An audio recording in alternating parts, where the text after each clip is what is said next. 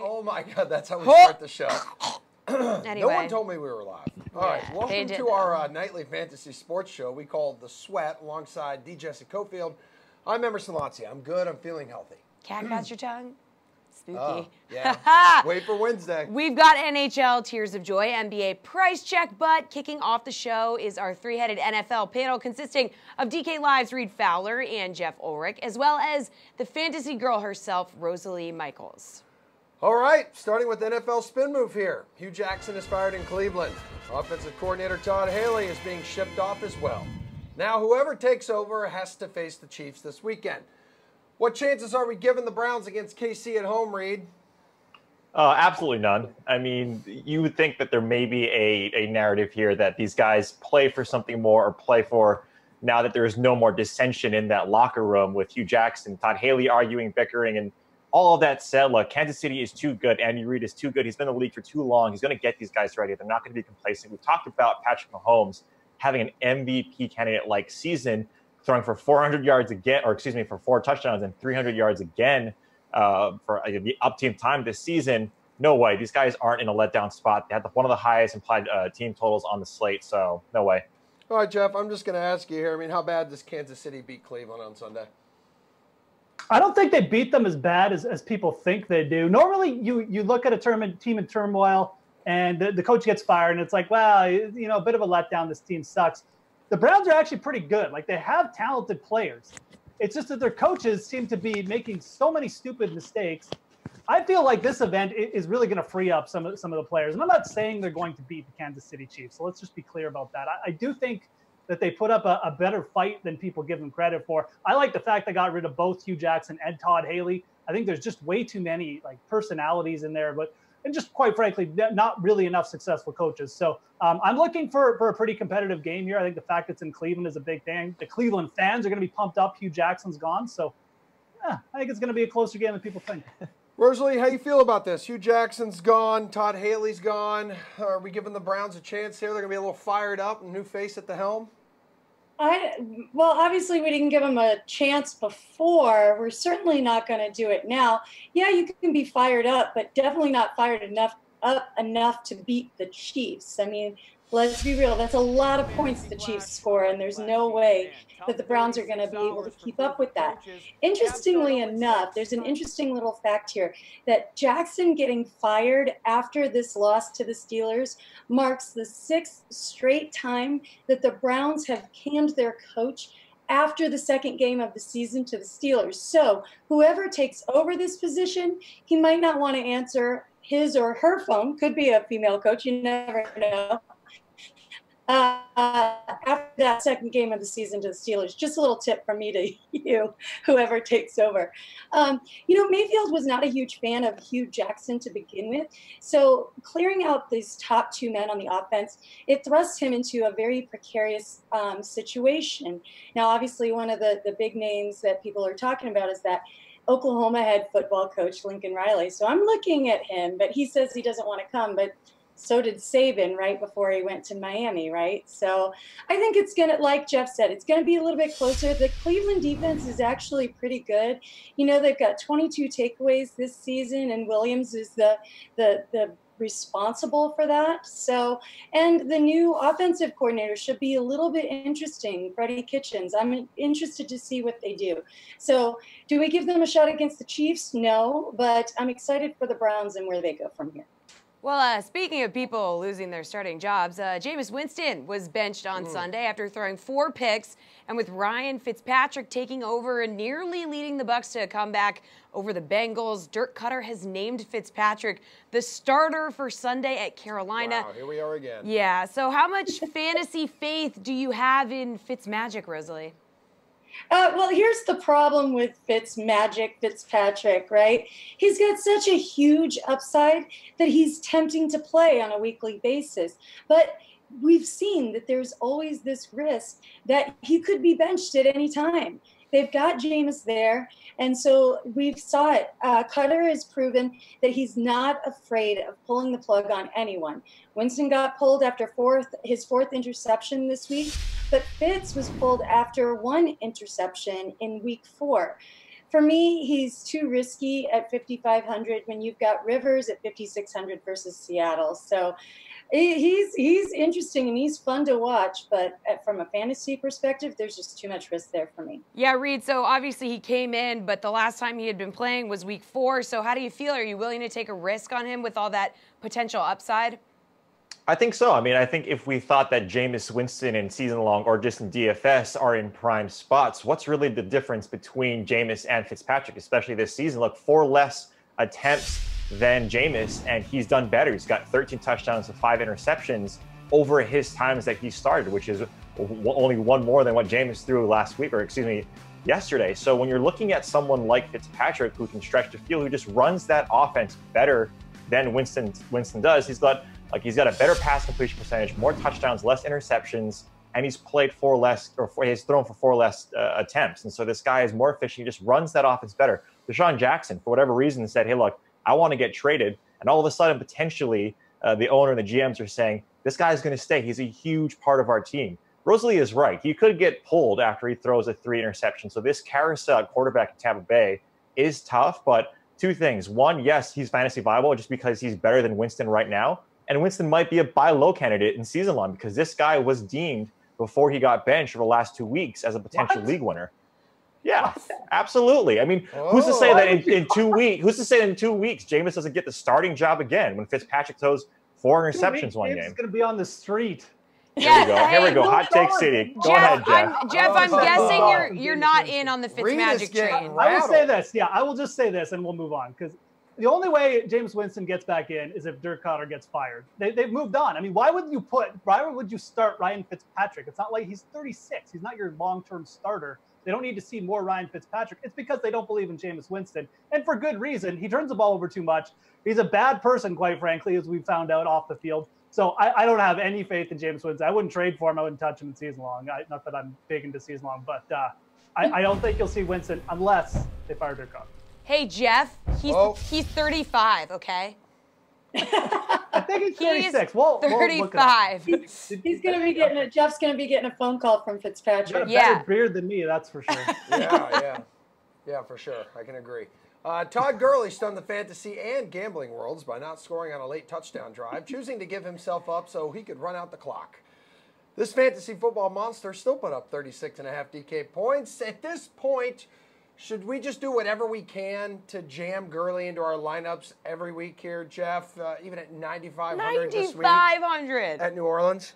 Actually, I think it's cheaper than last week. I mean, look, I could even I could sit here and make an argument about how the Saints are actually been good against running backs. 3rd fewest DK points per game in the league. But, I mean, the Rams will just throw the ball to him or something, and he'll run for a 30-yard touchdown. So, yeah, just jam him in. Cooper Kupp coming back might actually take down his PPR upside a little bit, but why fight fate? I mean, he's doing it every week. The Rams are actually more of a run-based offense than people give him credit for. Yeah, you got to get him in. What do you think here, Reed? He is $500 cheaper than he was against Green Bay yesterday. Yeah, the jam-in part of this question is something that I don't necessarily need to do every week. I mean, yes, he is the #1 fantasy player in whatever format that you're playing in, and you want to get this guy somehow. But jamming him in, there's a lot of value. Yes, there's 6 teams on bye this week, sort of the bye apocalypse, whatever you want to call it. But at 9,500, there are better values, I think, in terms of better matchups. New Orleans is #1 in rush defense. And the point that Jeff was too lazy to make is these guys they only give up about 3.4 yards per carry. We saw Green Bay, who's not as good as New Orleans in the run defense. Todd Gurley can catch stop a guy like Gurley. It doesn't matter. The defense is really good. Now, to jam them in, which is the question, Jeff, you don't have to. Christian McCaffrey is there. Kareem Hunt is there. Guys that you've liked in the past that are $2,000 cheaper. You don't have to jam him in. He's a solid player. I agree with Jeff on that. He's fantastic.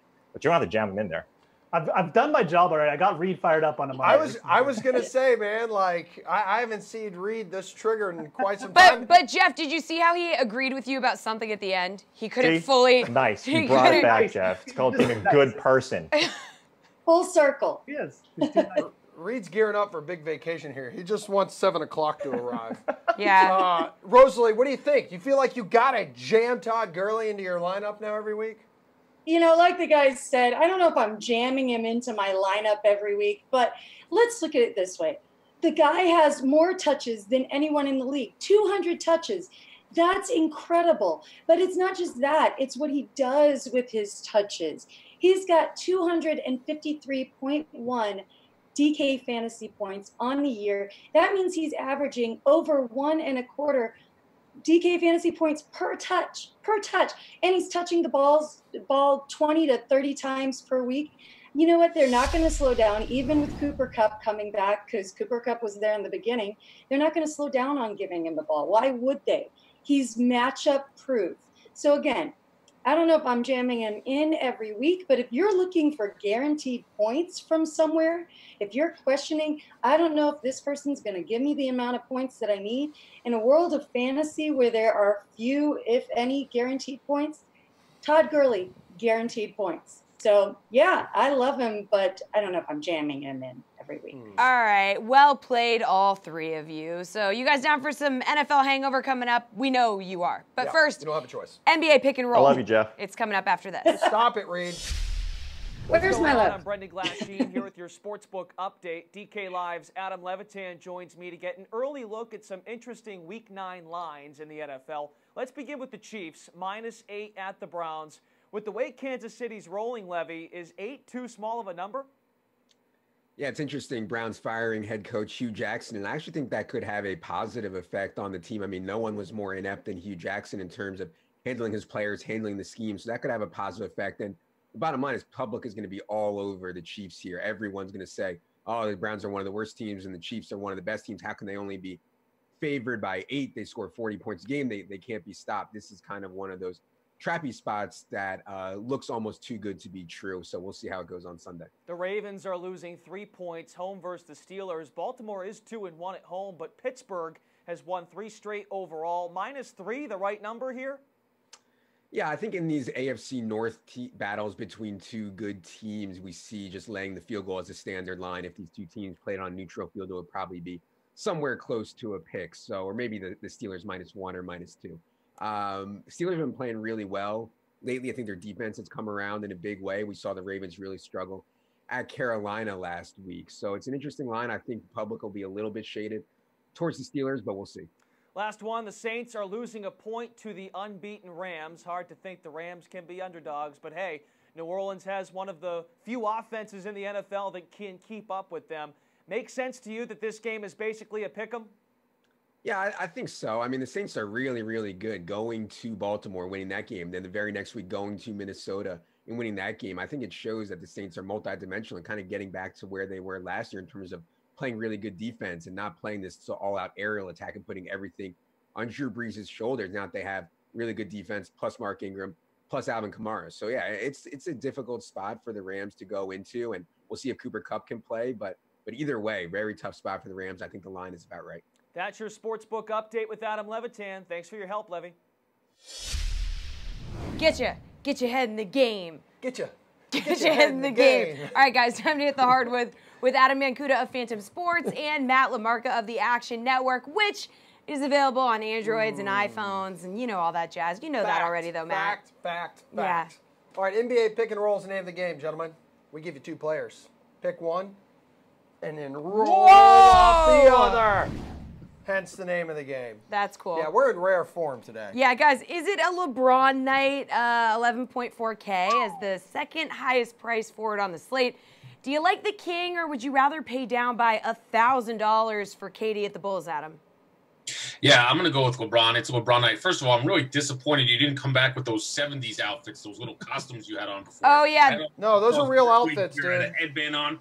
Yeah, well, so we were saving. I was ready to rock and roll, and you guys killed the vibe there. So. Yeah, thank you. Sorry. That's what we're good at. We love doing that. I'm going to go with LeBron here. The reason why I'm going there is they don't have a blow-up potential in terms of their game. I think the Warriors certainly do against the Bulls, so that's why I don't see KD probably playing into the fourth quarter in this one. I think they'll have a 20-25-point lead against a terrible, terrible Bulls team that plays no defense. So if I think that the Lakers and Wolves are going to go up into the hundreds, which I do, give me LeBron, who's probably going to get involved in through 4 quarters. I just think that's the way to go in this one. Can I just say something real quick for everyone at home? The 70s reference that he was making we tweeted out a pretty fantastic video. We highly recommend you follow the Sweat on Twitter. You can find so that what Adam on the just said internet. will make a lot more sense to you. It will. We're not going to tell you. Just dress up and commit to it. Yeah, well, Dang, tell Dad. our producers that, all right? Hey, I'll go to my room now. Matt, do you agree with Adam on this one, or are you going to save $1,000 and go with KD? I agree to an extent. I think the real answer here is you don't want to pay for either of them. But if I was forced to pick one, it would be LeBron. If you look at what he's done, he's actually averaging more fantasy points per minute this season than he did last year when he was just absolutely dominant with the Cavaliers. He scored at least 59.25 DK points in 3 of his past 4 games. And if you look at what Durant has done, he's been outstanding. But I think he's due for a little bit of regression. I mean, what the guy is doing right now would be pretty unprecedented. He's averaging over 30 points per game and shooting 55% from the field and over 90% from the free throw line. Nobody in the history of the NBA has ever done that. So I'm skeptical that he's going to keep shooting that well for the whole season. And for that reason, I think LeBron has the higher ceiling of the two. All right. It is a LeBron night for you. We were originally going to compare Kawhi Leonard and DeMar DeRozan here, gentlemen, but Kawhi will not play tonight. So we'll stick with DeRozan for 9,100 at home against Dallas and put him up versus Jimmy Butler, who comes in at 8,200 with the T-Wolves hosting the Lakers. Who is your dude, Matthew? Yeah, again, I'm going to duck the question by prefacing that I wouldn't play either of these guys. I think if you look at the shooting guard position tonight, there are just some incredible values like Chris Middleton, Drew Holiday, and Eric Bledsoe. I think all of those guys are better plays than both of these two. But if you are forced to play one, I would go with Jimmy Butler. The matchup against the Lakers is just ridiculously good. The total on this game right now is sitting at 240 points. That's almost unheard of. That's nearly 10 points higher than every other game on the slate. If you look at the Lakers, they've played at the 4th fastest pace to start the year. They're just 22nd in defensive efficiency. So even though DeRozan might have the higher usage rate and he's probably the better fantasy asset long-term compared to Butler, I think tonight I would side with Butler in the matchup. All right, save yourself $900. I know you don't like the rules, Matt, but you got to play by them. So, Mr. Mancuda, you got to pick between the two. Take one, or let's just say hypothetically you wouldn't like either one. Give the people at home some recommendations. I'm a dad, so I have to play by the rules. Yeah. And so give me Jimmy Butler. Look, the Lakers have allowed over 118 points per game this season, so that's why Jimmy Butler is the natural answer here as well. I do like Chris Middleton a lot with the alphabet out in that matchup. I think he's just tremendous value. I'm going to certainly use him and get him into all of my lineups. But because we need to play by the rules, give me Jimmy Butler. Playing by the rules. We love that. Thanks, all right, guys. Paul. Anthony Davis is the top-priced option at center, but he missed Saturday's game with an elbow injury and is out again tonight. So the next two options are within $100 of each other. So do you like Embiid for $10,000 versus ATL, or Jokic for $9,900 versus Davis's Pelicans? Who are you going with here, Adam? Yeah, I like Jokic in this matchup between him and Embiid, and there's another reason to this, and it's not just because I actually think the matchup's better. I think the Sixers, again, are going to blow out the Hawks. Like, there's just too much talent disparity there. I don't think Embiid's going to play much into the fourth quarter. They have 5 games this week, the Sixers do, so I could easily see them resting guys like Embiid come the fourth quarter if the game's out of reach. So because I think the game will be closer between the Nuggets and the Pelicans, even without Anthony Davis out, I'll take Jokic. Matt, I saw you nodding your head. Do you agree there? No, I don't actually. I think if we're looking at blowout concerns, Denver's a 9-point favorite. Philly's 11.5-point favorites. So it's really, I could paint a picture that either way could be a blowout. And I just think Embiid's in the better spot. He scored at least 52 DraftKings points in 5 straight games. The Hawks play at the fastest pace in the league. So the 76ers have the highest implied team total on the slate. And if you look at Embiid's individual matchup, I don't think Alex Len is going to be able to do anything to slow him down. He ranked just 49th out of 58 centers last season in defensive real plus-minus. So I think we're getting a really nice savings with Embiid at just 10K. I think he should probably be priced closer to the LeBron tier of players. So he's the guy that I am looking to pay up for tonight. All right, boys. Ciao. We'll take a little football chit-chat. We will talk some football right after this. Here with your DraftKings Fantasy Flash, I'm Brendan Glasheen. Man, tough 36 hours for Cleveland coaches. Cavs start 0-6. Ty Lue, you're gone. Now the Browns have reportedly fired head coach Hugh Jackson and offensive coordinator Todd Haley. ESPN's Adam Schefter first to report. Jackson's time in Cleveland is done after going 3-36-1 over the last 3 seasons. Jackson becomes the 6th straight Browns head coach to get canned after the second game of the season against the Steelers. Go figure. So how should we feel about Cleveland's fantasy value in the short term? Good news for Baker Mayfield. Get this stat. Since 2016, Browns rank dead last in these categories. Win percentage, duh. Offensive efficiency, points per game, and total QB rating. Yes, Baker, drain all of that conversation you ever had with Jackson and Haley immediately. Definitely bodes well for the Oklahoma rookie. Browns are obviously a significant underdog to the Chiefs, who are 7-1, and the Chiefs have actually improved defensively over the last 2 weeks. Let's see how Baker and company look on Sunday with new leadership, likely some new schemes. Let's see that first before we jump on the Baker's been unleashed, that narrative. Good grief, man. You gotta give me a heads up here. I'm talking to my mom. All right, well, guess who's back? Back again. Shady's back. JK. Tell a friend. Never mind. Our football panel is back. Reed Fowler and a happy and optimistic, also known as cheery, Jeff Ulrich. They are here. The fantasy girl, Rosalie Michaels, is here as well. Yeah, we're talking NFL hangovers. The players who had a huge week 8 and are going to be doubled over the old porcelain bowl in week 9 with a crippling hangover. Oh, that sounds all too familiar. You like that visual, guys? Reed. Yeah. Yeah, Reed. All right, Panthers quarterback Cam Newton scored nearly 28 points against the vaunted Ravens defense. Could he be in for another 25-plus fantasy point game against a struggling Bucs defense? Go ahead, Jeffrey. I mean, the matchup is there for it, obviously. I mean, I guess the only concern I'd have is you look at Cam's game log this year, and he's actually been worse at home for fantasy purposes, not necessarily played worse, but it's generally because the Panthers play well at home, and he doesn't necessarily have to get into shootouts. So just been a little bit more conservative on offense. Panthers are obviously going to be big favorites this week. It's maybe a little bit of a letdown spot just from that perspective. That being said, you look at the just pure matchup and what opposing quarterbacks have done against the Bucs. Obviously, it's an upside spot too. So I think it's a cash game play. Yeah, I think for tournaments, if he's getting chalky, I think he's probably going to make for a good pivot this week. Pivot off of, I should say, this week. It's okay. It's all right. Bucs defense here, Reed. It's struggling. Does Cam just feast? Yeah, talk about struggle city. The only composed one on the show is Rosalie.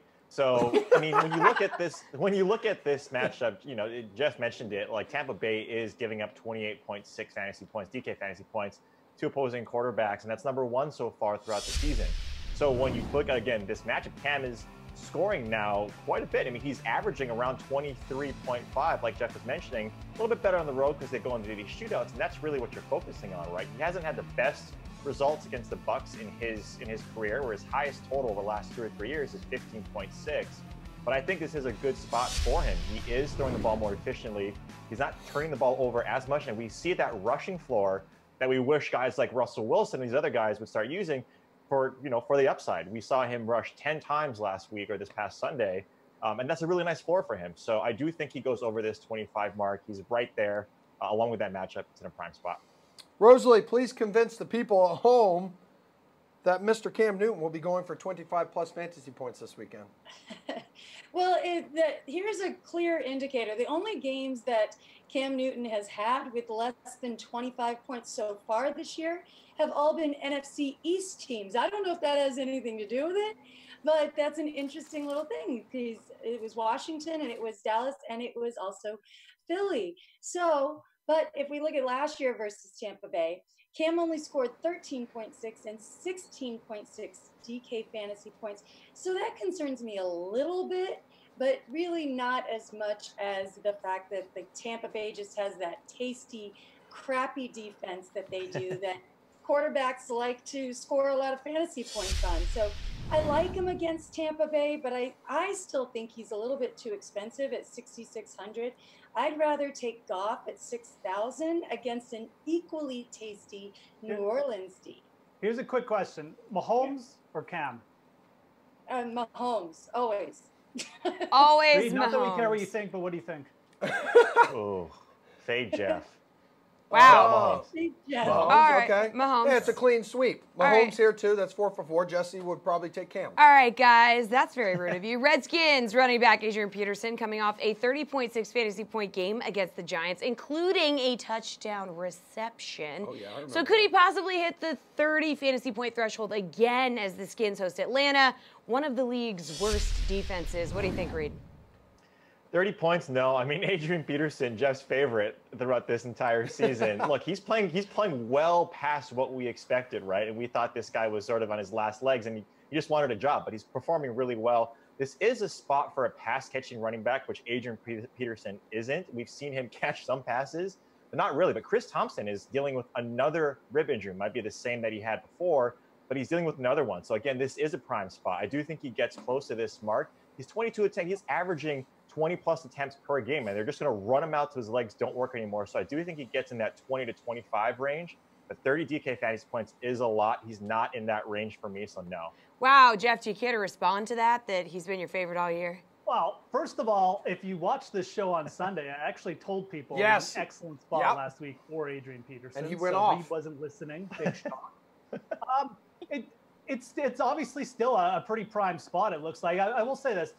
Atlanta's been terrible defending the pass against the running back. They just let them run loose. So will he be able to necessarily just have the same kind of production just on the ground? Because that's basically where 90% of your production is going to come from. It's possible. I wouldn't be banking on another big game from Adrian Peterson. I won't be shocked if he puts up like 20 DK points, but 30 probably not going to happen. I agree with Reed, though. Like if Chris Thompson sits, he might get 3 or 4 targets just because it's such a good spot to attack this defense. And gonna have to wait and see, but I'll take the under on 30 for sure. Rosalie, you going over or under? I'm going to go against the guys. I'm going over here. Here's a newsflash. The Redskins are now officially a rushing team. They are 4th in attempts and 8th in yards, and AP is the clear back. He touches the ball more than anybody else on that team by far, other than Alex Smith, right?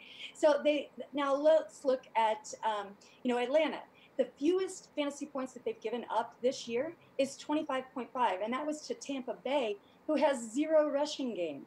The Redskins D has been performing pretty well, so I think they're going to keep Atlanta in check and keep this from becoming a shootout where they're forced to throw the ball, which they don't want to do anyway. So I think they're going to keep the ball in the hands of AP, where it's safe and they're scoring points and they are getting the job done. So I'm going to go over on this week for Adrian Peterson. Ooh. All right, Rosalie. Oh, wait. Yeah, we got a little oof in there. Was that you, Reed, or Jeff? Good. I mean, that's Okay. AP, man. That's great. The only thing I will say, though, is Rosalie is right. I mean, that's playing right into. We have to give a hat tip to Jay Gruden. Like this is what they do now. They stop the run, and they stop everyone on defense, and they control the clock with AP.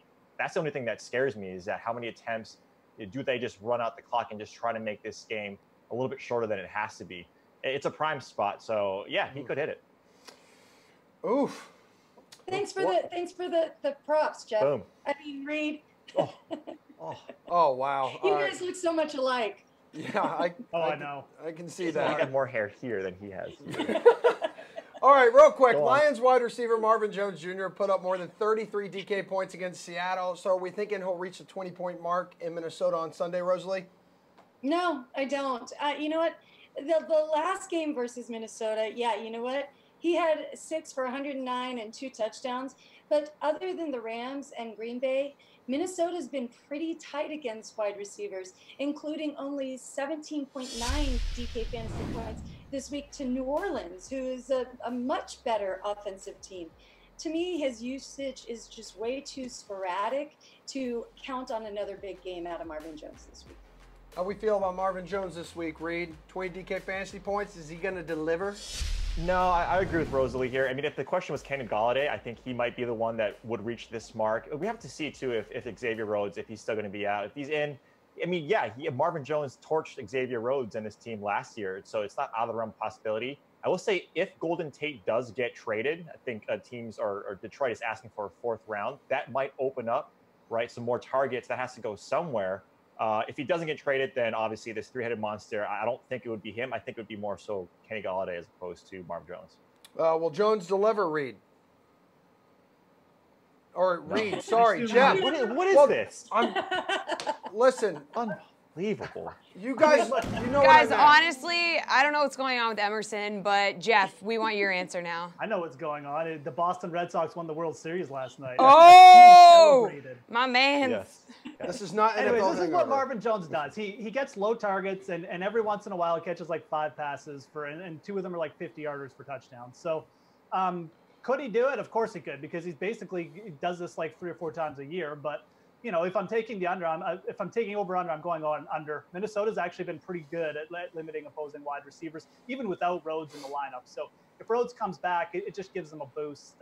I'd look for Detroit more to attack with Kerryon Johnson again next week. I'll take the under. All right, Julian, Stephen, Gary, and we appreciate your time. Thank you so much. All right, no, thanks, friends. Wow. Seriously. But we're headed back to the hardwood with more NBA talk on the way right after our man, Adam Levitin, lets you know who you missed on in Week 8.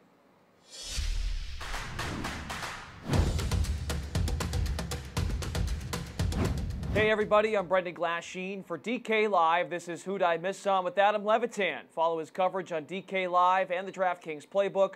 Solid follow on Twitter as well, at Adam Levitin. We're recapping his poor picks in Week 8. High on Martavius Bryant. He was only $3,700 against the Colts. Without Amari Cooper, he played only 7 snaps and didn't draw a single target. Why the deployment here by John Gruden?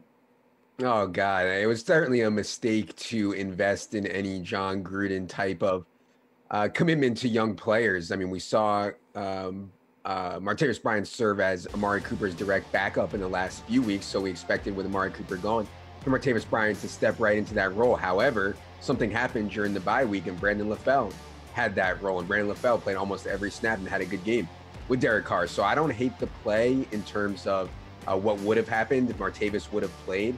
But, man, I guess it was just too risky to try to get in on this Gruden offense here. Yeah, they're 1-6, so I don't know if it's a good idea to go with them going forward. Anyway, C.J. Usama was also catchless on Sunday. Bengals tight end targeted 4 times, and let's be fair, he did tweak his shoulder early in that game. Ultimately, I guess that did him in. Yeah, I don't know if it was the injury. I mean, he still played almost every snap, and he ran his normal allotment of routes. He got 4 targets, including a couple in the end zone, so somewhat unlucky to catch the air ball, but he's just not a very good player, and they don't use him in the same way that they use Tyler Eifert. They don't even use him in the same way they use Tyler Crofts. So it's a little bit of a too low of a floor and really no ceiling on CJ Uzomah either. We had Vance McDonald for 200 more, a little bit better ceiling, slow rotation role, and more importantly, we had O.J. Howard, a legit good player, for just 400 more. Final miss, you were too high on T.Y. Hilton. I was too. I was not happy. Caught just 1 ball. It was in the 4th quarter from Andrew Luck. Why has he largely been a non-factor? I know he had the 2 touchdowns against the Bills, but why a non-factor since returning from that hamstring injury? Yeah, really strange. I thought his usage against the Bills was fine. Andrew Luck didn't have to throw very much. In this game against the Raiders, Andrew Luck did have to throw a ton. He still didn't really look T.Y. Hilton's way very much. It's just strange. They did get Jack Doyle back, and he soaked up some usage. Eric Ebron moved into a rotational role, but given the other wideouts that they have on this team, it's really weird to see T.Y. Hilton not be a focal point. Maybe that changes going forward. Maybe not. Going forward, I think I'll still try to mostly use him at home where his splits are just so much more in favor that way. That's it for the Week 8 edition of Who'd I Miss On with Adam Levitin. Again, you can find him on DK Live and the DK Playbook. We'll catch Levy and you guys next Monday to recap Week 9.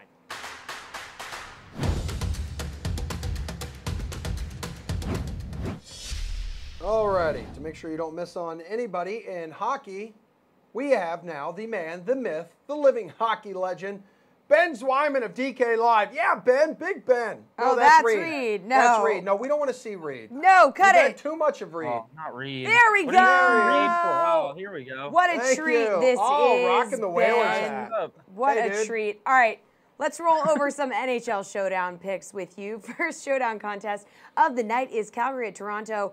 No Austin Matthews. So where are you going to spend your money? So I'm not going to pay up for John Tavares. I think a lot of people are going to be going that route. I don't think it's a great idea. Tavares actually got kicked off the second line. He's on the top line with Kasperi Kapanen, which isn't a bad spot.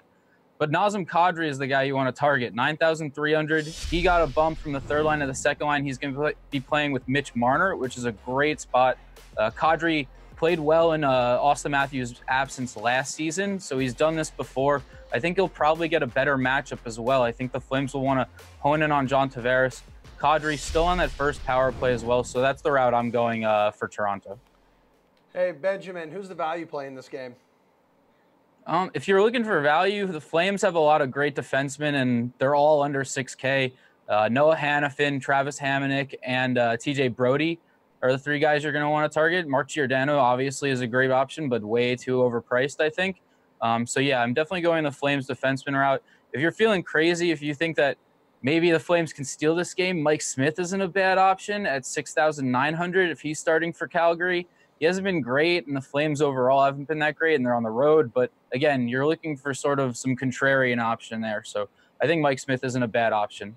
All right, well, the showdown nightcap is Minnesota at Vancouver. Zach Parise is the top-priced player. Do you like him, or do you feel like going elsewhere on this one? Yeah, I mean, Zach Parise has played great. It's nice as a Devil fan to see him playing great. He's not on the team anymore, but he's had one of those resurgent seasons. It's tough in showdown. You're going to want to pay up for those top studs because obviously that's where you're going to get the points. I don't know if I'd go that route specifically. I think Eric Stahl is in a better spot. He's a little bit cheaper, centering that top line.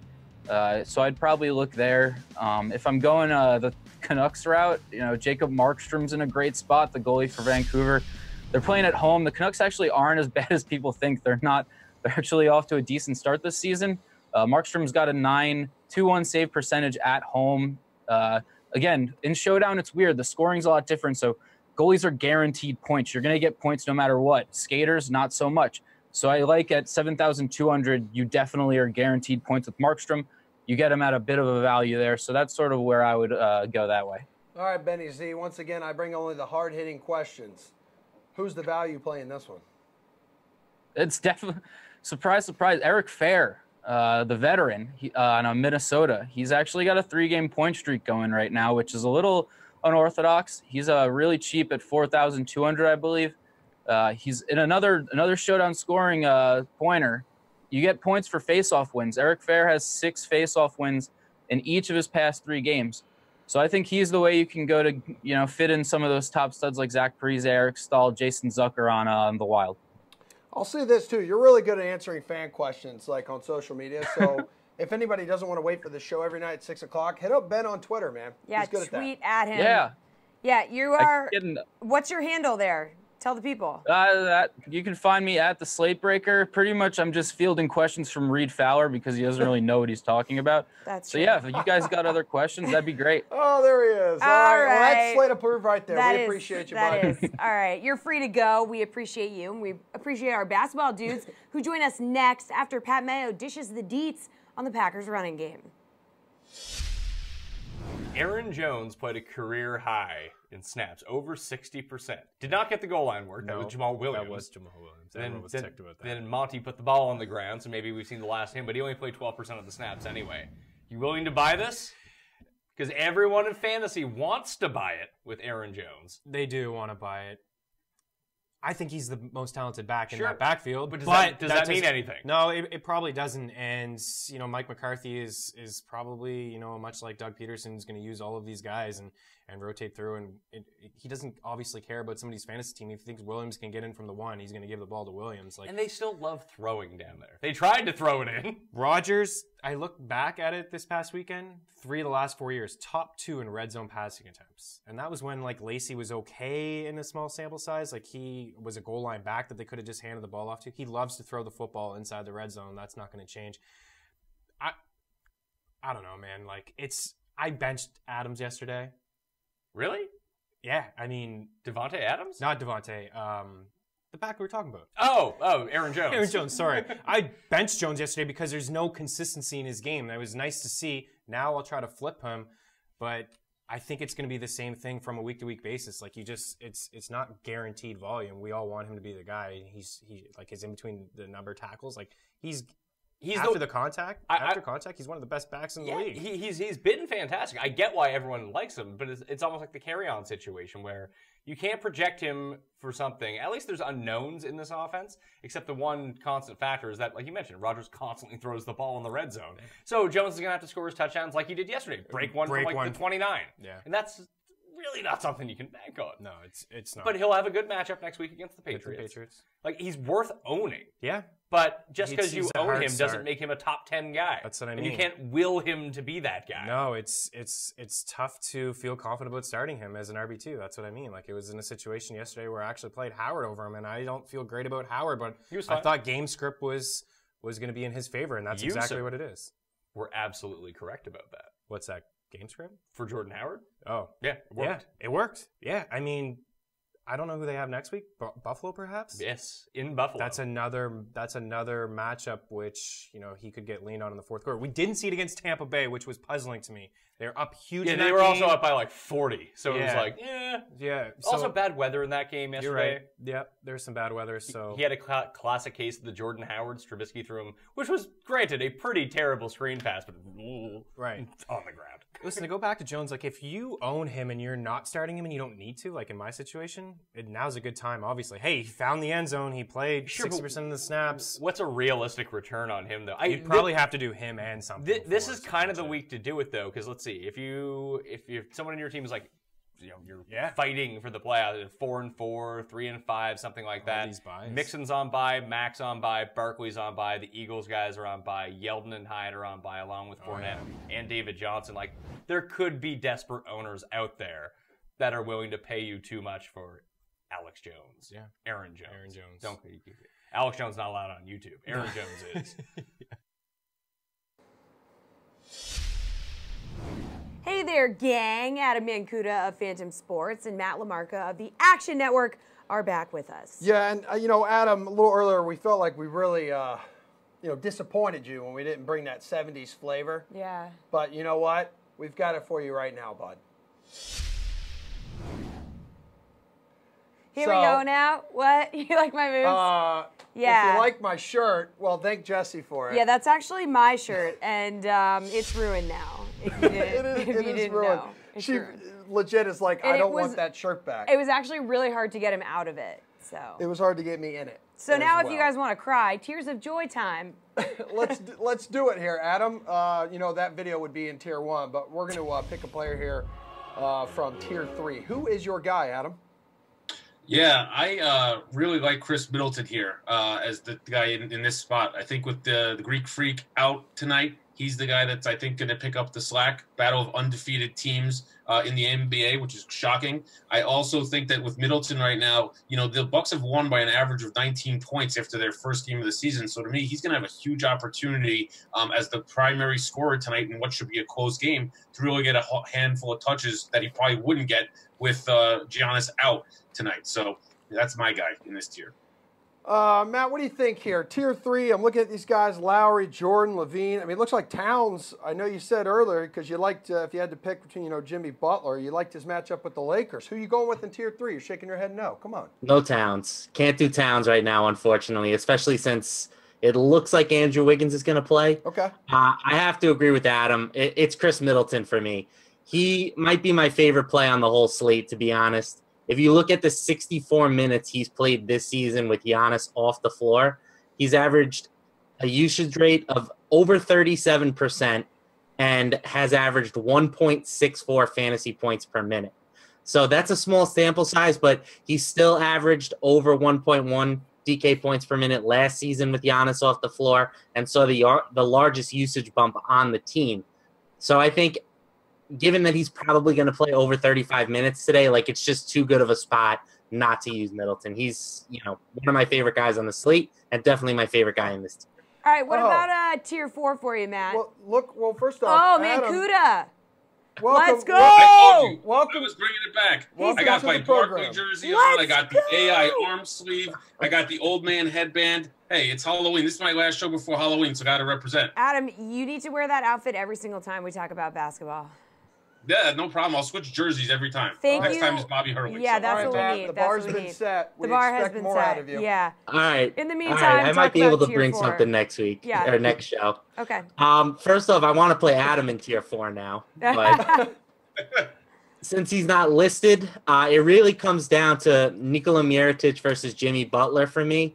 We actually have Mirotic projected for the most points in this tier in our NBA models over at Fantasy Labs, but I kind of alluded to this earlier. I'm a little bit scared about the Pelicans in this game. They got waxed by the Jazz in their last game without Anthony Davis. The Nuggets have actually been better defensively than the Jazz so far this season. And Mirotic didn't see much of a boost in usage with Davis out of the lineup. So for that reason, I'm going to go with Jimmy Butler for all the reasons we mentioned earlier. Huge implied team total, great matchup against the Lakers, and just a really good basketball player. I mean, Adam, we can't play you in tier 4, so if you have to pick somebody, who's it going to be? You can't afford me. No, we matter can't. what. We can't. Jimmy Butler. I am in agreement. For all the reasons we stated before with the Lakers, with the matchup here, I just think it's going to be fast-paced. I think this is going to be a close game into the fourth quarter. I love Butler in this matchup. You know he could do a little bit of everything. I think he's a mismatch. For most of the guys, it wouldn't shock me if they throw LeBron on him. So for me, I'm going to go Butler and agree on this one. All right, Adam, take us to tier 5. Yeah, the guy I actually like there is Drew Holiday, especially with Anthony Davis out. I don't know if we're going to agree 3 for 3 here, but I think Holiday with the ball in his hands. Peyton's a little banged up as well. I don't know if he's going to play tonight.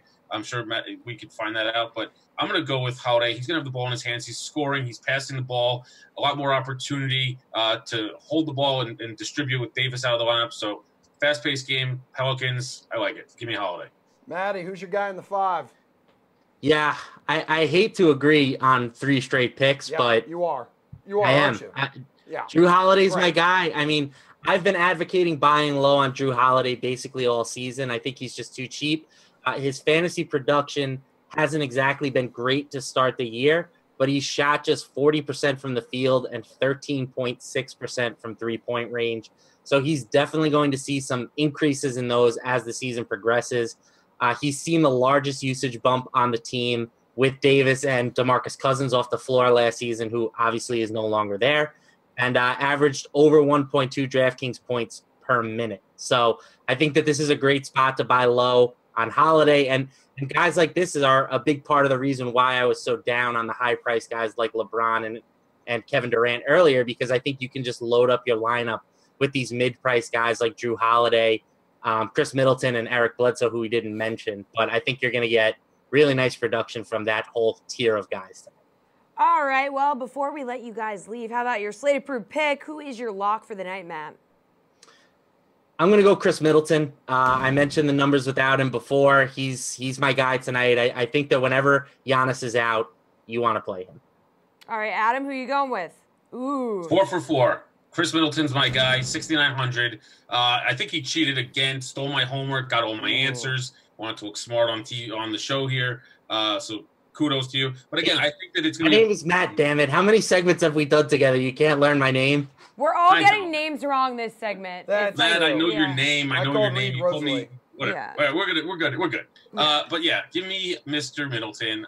The Bucks will obviously play a closer game than their 19-point average over their S5. We've said it over and over. How can you go wrong with Middleton, who's going to be the primary scorer for the Bucks tonight, and what should be a close game at 6,900? All right, you two, a great heated debate as always. We appreciate it. Thanks for getting the sweater meter moving. Not really. We agreed on everything. Hey, precisely. We've got one more NFL block to get to, but first, how about we get Mike Francesa's take on tonight's game between the Patriots and the Bills? Should be a bad one. Mike Francesa joins the sweat on this fine Monday. Thank you as always. I'm just breaking. Okay, hey, we know the obvious here. Patriots-Bills is a dreadful Monday Night Football matchup. Dreadful. This question here, nothing to do with tonight, but overall, Patriots, in your eyes, still the favorites to come out of the AFC? Yes.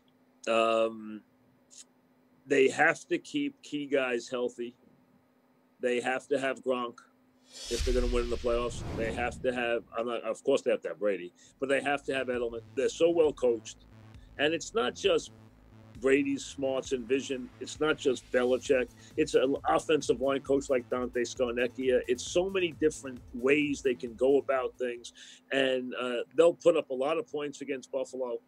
Buffalo doesn't have the ability to put up a lot of points against them. But right now, Jacksonville's sliding. If you had Kansas City and New England playing in a big game, New England wins because they're a better two-way team. But I think you're looking at the Pats, Kansas City, most likely, and I think you have a very good chance you might get one more run out of New England. We've seen 7 games out of the 41-year-old version of Tom Brady. How much longer can he play at a high level? That was a lot of the chatter in the offseason. Brady said he hopes to play till he's 45. You know, he better pick his spot wisely, though, because he can play, and we know how fastidious he is in his diet, in his way of living. But still, the best thing he has going for him is being – because Brady is smart, he's tough, and he has tremendous field vision. That plays into what the Pats bring. They play off that preparation. They play off that intelligence. They play off that vision. The culture he's in there is a big reason why he's still very successful. I want to go to the Bills here. You've told us numerous times you're very high on this rookie quarterback class. So too soon to say Buffalo whiffed on Josh Allen, who is ruled out for tonight? He's the guy I knew the least about. I liked Donald the best out of all of them. I knew Rosen could throw. I knew Baker could throw. I had not seen enough of this guy. Scouts liked him. I haven't seen enough still of him. He's been put in a tough spot. So I don't know if he can do it or not yet. How long before we see another team besides the Patriots be on top of the AFC East? That's a great question. There will not be another team on top of the AFC East until Belichick retires. And when will that be, you think? That I don't know. Okay. That I tell you, the most remarkable thing that, and it's funny, I was around, and I know Belichick comes out of the Parcells Giant camp, right? Just like just like Mike Krzyzewski comes out of the Bob Knight West Point / Indiana camp, and they've outdone their mentors. Belichick's outdone Parcells, Krzyzewski's outdone Knight, taking the best of those two, but also taking the one thing neither of them had, which was adaptability. And they've both been incredibly adaptive, which is a big secret to their ongoing success. Hey, hey, hey. Hey, girl, hey.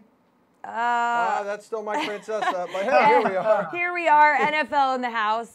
What's up, Reed Fowler, Jeff Ulrich, and fantasy girl Rosalie Michaels. All right, time. It's that time that everyone's been waiting for, at least commenting on our YouTube video. Man, what are we doing here? Are we eating like mushrooms or something?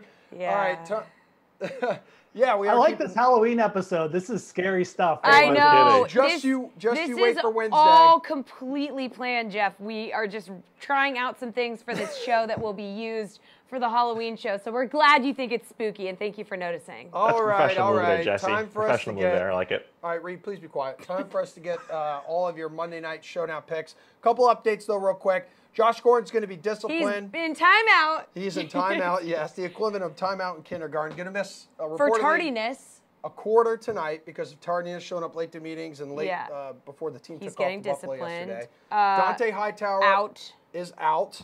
And do you know the last one that Tom told us in the air? LaShawn McCoy is active. Okay, wow. All right, just saying. I'm just going to let you take this over. Start with your captain's pick here tonight. Go ahead, Reed. You're on a cheery mood. Ladies first, Reed. Yeah, I mean, Jeff just brings me to this mood, and Rosalie is just always great. So, we just keep her in that way. But to me, it's going to be Rob Gronkowski. I mean, yes, you can pay out for Tom Brady. Yes, there's a reason to do that. But it's Rob Gronkowski. This is the team that he plays the best against. This is going back to his hometown. The narrative is there. But also look at the stats. He's gotten 2 really good games last season towards the end of the season, him being in that game in terms of targets. He saw 11 targets one game, 7 the other game. And so when you look at what he can potentially do, if healthy, right, if Tre'Davious White isn't necessarily guarding Gronk like he did last year. I think he goes for a bigger game. I think you attack this middle of the field against the Bills. The Bills are really strong on defense, but I think if there is a place to attack it, it is across the middle. So Rob Gronkowski, if I want to save some salary, right, to get all those other guys in, he'll be my captain's pick. Jeff, you like that for a captain's pick? I actually do. Yes. Gronkowski is so due for a big Gronk game. I mean, this is ridiculous, right? How long has he gone without a touch? He's not even getting red zone targets. Now we have Sony Michel out, and the Patriots are big favorites. So, I mean, where are the touchdowns going to come? Kenjon Barner? No thanks. I mean, this just seems like a great spot. Also, did you see Gronk's press conference about Buffalo? It's popping. It's popping in Buffalo. I believe him when he says that. I think we're going to get a popping kind of Rob Gronkowski game this week. So he'd be my pick for a captain. Now, look, if you're doing like cash games or something, heads up 50-50, I think Tom Brady just sticking him in there is probably smart, but I like Gronk for tournaments. Rosalie, who's going to be popping in your captain spot? You know what? I'm taking all the Patriots D to pop tonight because, you know what? At 7,200, we know how bad the Bills' offense is.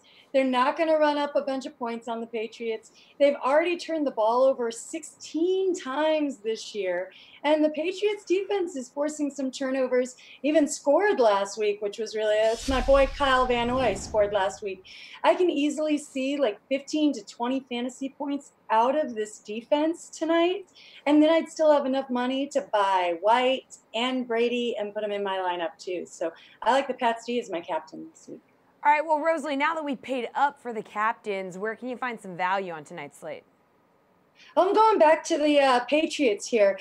I think that we've all kind of forgotten about this this cute little wide receiver. His name is Philip Dorsett. He's only 1,600. And we talked about that Gordon is out, which I'm not quite sure what kind of problems that guy is having that he can't show up on time.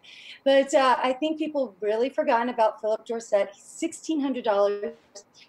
Now, before Gordon got there, he was getting 7 targets a game, and he had 2 touchdowns. So I think this could be a very sneaky little play at 1,600. And with Gronk, I know everybody's high on Gronk and stuff, but I'm not sure if he's going to really get the targets again this week. So I like Philip Dorsett as a value play. Hey, Jeff, give us some value. Well, you got to take one Buffalo Bill in your showdown lineups. Just at least one. I wouldn't recommend more than that, but so who is it? I think Kelvin Benjamin might be in play. I think he gets a little bit of a boost from Derek Anderson, who's actually got kind of a live arm and wasn't afraid to throw to him last week. So I think you just go there. I mean, the Buffalo Bills are going to have to pass at some point late in this game. I know they don't like to do it, and they're not very good at it, but they have to throw the ball to someone. I think Charles Clay is kind of interesting, but I think the bigger upside comes from Kelvin Benjamin. If he can just leap up and catch one of those balls. We know he doesn't get separation, but he's super cheap. He's probably got the most upside on the Bills, and you have to take one Bill. So Kelvin Benjamin. Reed, do you have to take one Bill? You have to by rule standard. But yeah, I mean, when you look at the Bills, really, there isn't anyone there in terms of upside besides guys like Benjamin McCoy. But to me, it's going to be a Patriot who's cheaper than Dorsett. It's Cordell Patterson. This guy, they only have 2 active running backs right now, the Patriots do, in James White and Kenyon Barner.